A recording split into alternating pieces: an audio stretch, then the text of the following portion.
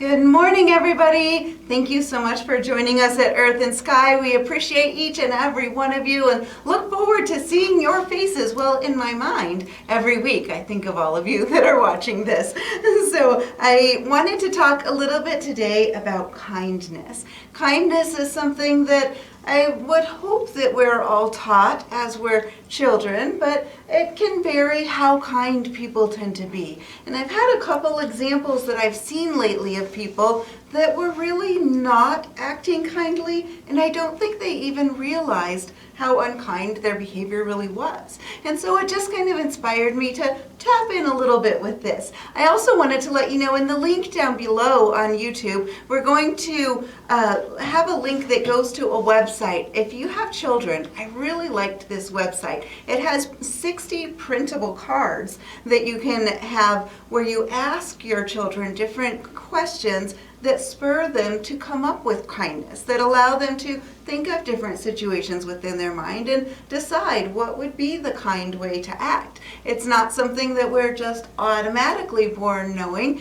and so sometimes it's a trait that we need to cultivate within ourselves. I think some people are a little bit more apt to just feel that sense of kindness and that urge within, and so it's a spectrum. So maybe this will inspire you to think about where you are on the spectrum, and maybe there's some extra things that you can do to add to the level of kindness that you have in your life.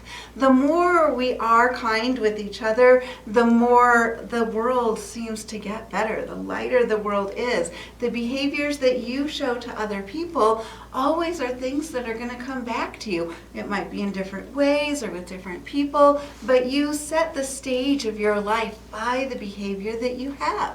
When I was looking up the definition of what kindness is, there were 3 keywords that it came up with.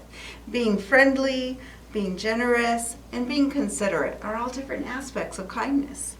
And so when I was kind of pondering it a bit more within my mind and thinking about it, and there are so many different situations that you can be in. And I think sometimes we are drawn anymore over the last several years. Often our role models are people that we see on TV, or perhaps leaders in a country, or perhaps leaders in different capacities where you really see them more prominently instead of the way it used to be, I think, as I was growing up, where your role models were more in your home and in your community.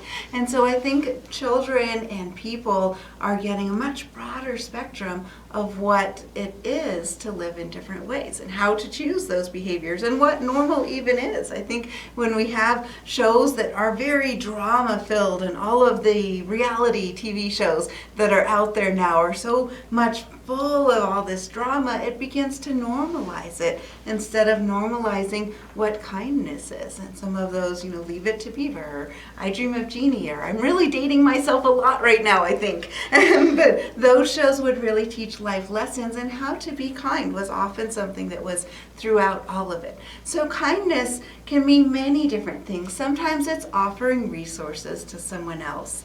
Sometimes you see that there's a need somewhere, and you might spontaneously feel within yourself that you want to give that need. I was actually just talking with a couple of our people here about when they had needed a resource and how it feels if that resource is really delayed compared to what you expect it to be, and that feeling that it creates within yourself. Whereas a really good, deep kindness is one where you can really put yourself in somebody else's position and think about how it would feel to be in that position, and recognize maybe you want to be a bit more swift with the resources that you offer. Sometimes offering resources is something physical and actually doing something, and other times offering resources might be more intellectual, or something where you're able to offer advice or resources, telling people where they can get different resources to find what will fill their needs. Other ways with kindness is lending a helping hand. I think that's one that people generally tend to think of with kindness, is lending a helping hand, being able to be there for somebody, seeing a need and filling that need, working together with someone to help fill that need.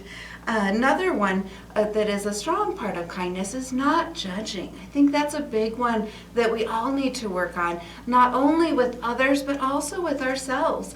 Being kind to yourself is a really good thing so that you can know how to be kind to others as well.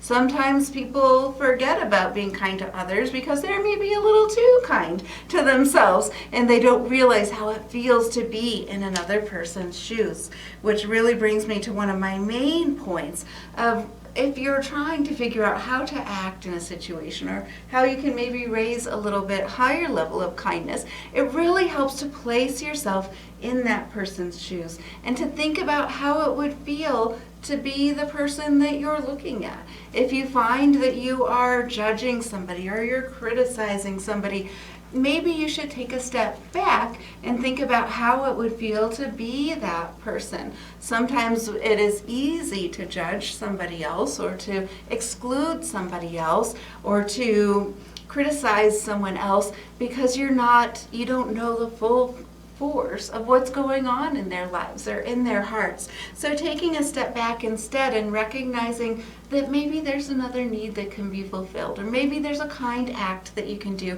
a kind gesture. Kindness doesn't have to be a really big act or a huge grand gesture to be kind. Sometimes you might find yourself where you want to do those big acts, but kindness most of the time comes in small gestures, day to day, in the way you think, in the way you talk, in the way you treat other people in your day-to-day life. And it will really bring up your own level of happiness when you find yourself being kind to others. You'll find yourself arguing less, and you'll find yourself worrying less because you're staying in that energy of kindness, generosity, hope, and being able to put yourself in another person's shoes, simply being friendly, simply smiling at others, even if they seem vastly different from yourself, being able to smile, recognizing we all have commonalities with each other, finding those common threads, seeing how we can work with each other makes the world a kinder place. So I hope that gives you some thought